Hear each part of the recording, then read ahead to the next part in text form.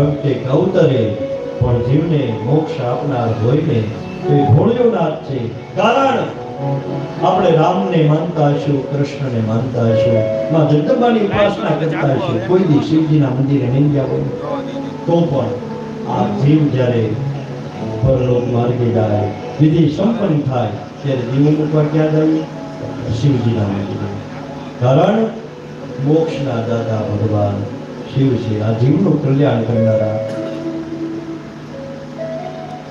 એવા ભગવાન શિવજીનું ચરિત્ર કૃષ્ણ આવ્યું. ભગવાન શિવજીના ચરણોમાં નમસ્કાર કરી કથાને વિરામ આપતા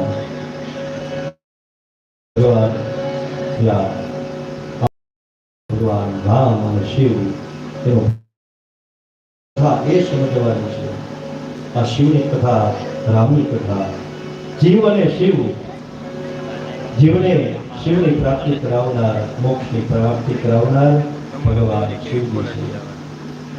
તમે એટલું ભજન રામનું કરી પણ રામ ક્યારે લાગુ થાય તો શિવનું ભજન કરતા હશે, શિવનું કરતા હશે. કદાચ ગમે એટલા ઓમ નમઃ શિવાય, ઓમ નમઃ શિવાય જપ કરી પણ જો રામને નહીં માનીએ તો શિવજી એટલા ક્યારે સ્વીકારશે?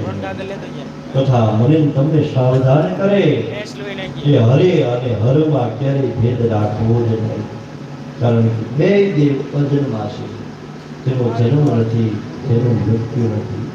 એવા ભગવાન ભોળાનાથ પાર્વતી સાથે લગ્ન કરી અને કૈલાસ ઉપર ગયા. એ સંક્ષિપ્તની અંદર રામચરિત માનસની અંદર કથા સંભળાવી. આજની કથાને વિરામ આપતા 2 મિનિટ હરિનામ સંકીર્તન. શ્રી રામ જય રામ જય જય રામ જય જય રામ જય જય રામ શ્રી રામ જય રામ જય જય રામ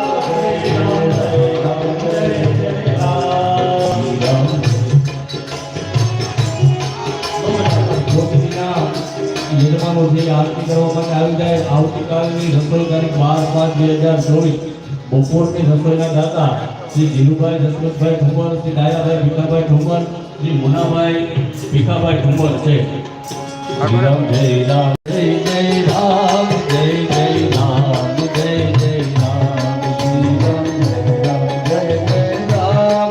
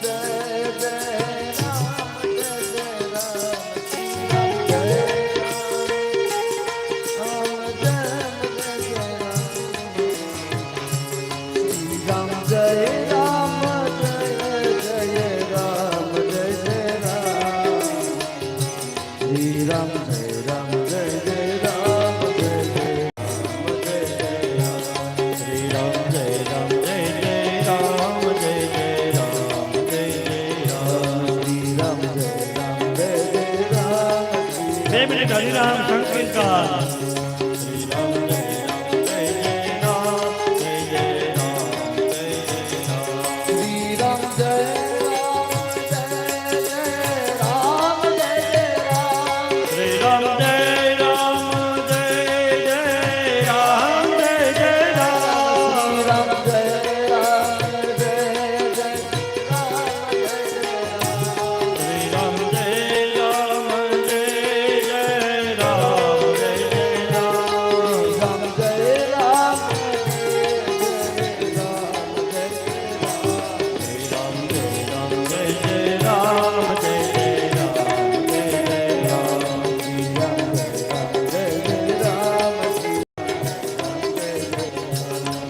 રામ જય